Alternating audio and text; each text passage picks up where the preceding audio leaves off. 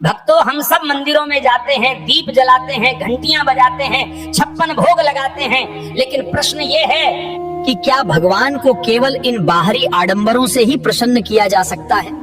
शास्त्रों में कहा गया है ईश्वर हृदय में निवास करता है। यदि हमारे हृदय में करुणा, दया और धर्म नहीं है तो पत्थर के भगवान के आगे माथा टेकने का क्या लाभ? आप सबने ये पंक्तियां सुनी होंगी, मंदिर में पूजा करें, घर में करें क्लेश, बापू तो बोझा लगे पत्थर लगे गणेश। क्या यही हमारी पूजा है? मंदिर में जाके तो हम आरती गा आते हैं, परंतु घर लौटकर माता पिता से कटु वचन बोलते हैं, पत्नी और बच्चों को अपमानित करते हैं, समाज में छल कपट करते हैं, तो फिर उस पूजा का फल कहाँ मिलेगा? हमारे संत महात्मा बार बार कहते हैं पूजा केवल बाहरी क्रिया नहीं, ये भीतर की साधना है। यदि भीतर क्रोध, लोभ और अहंकार का ढेर पड़ा है तो बाहरी पूजा केवल दिखावा रह जाती है।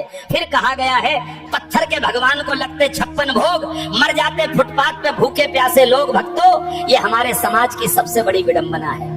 मंदिरों में दूध, मिठाई, माला, वस्त्र चढ़ते हैं, करोड़ों रुपए खर्च होते हैं, लेकिन ठीक बाहर उसी मंदिर की सीढ़ियों पर कोई गरीब भूख से तड़प रहा होता है। क्या हमारा धर्म यही है? भगवान तो अनंत हैं, उन्हें भूख प्यास नहीं। भूख प्यास तो इस मानव देह की है, और ये मानव देह ही ईश्वर का साक्षात रूप है। कबीरदास जी ने कहा है, पत्थर पूजे हरि मिले तो मैं पूजूं पहाड़, ताते तो चाकी भली, पीस खाए संसार।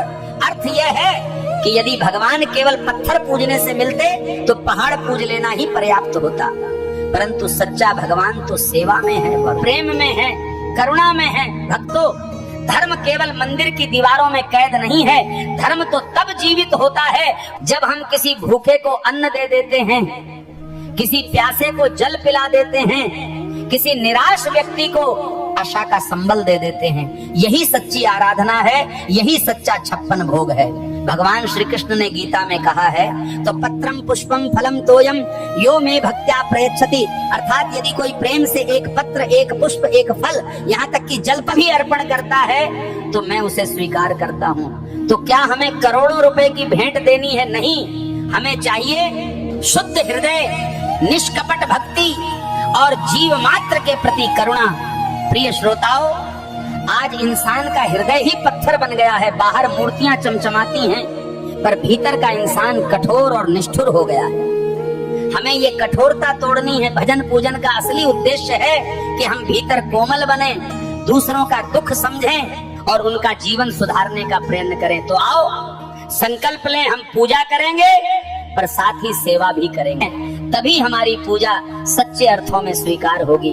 इसी संदेश के साथ मैं आप सभी से प्रार्थना करता हूँ, यही सच्चा धर्म है, यही असली भक्ति है। और अगर प्रवचन अच्छा लगा हो तो जोर से बोलो जय श्री राम। सब्सक्राइब ठोको और इसे इतना शेयर करो कि बंदर बाबा की वाणी हर गली, हर जंगल और हर इनबॉक्स तक गूंजे।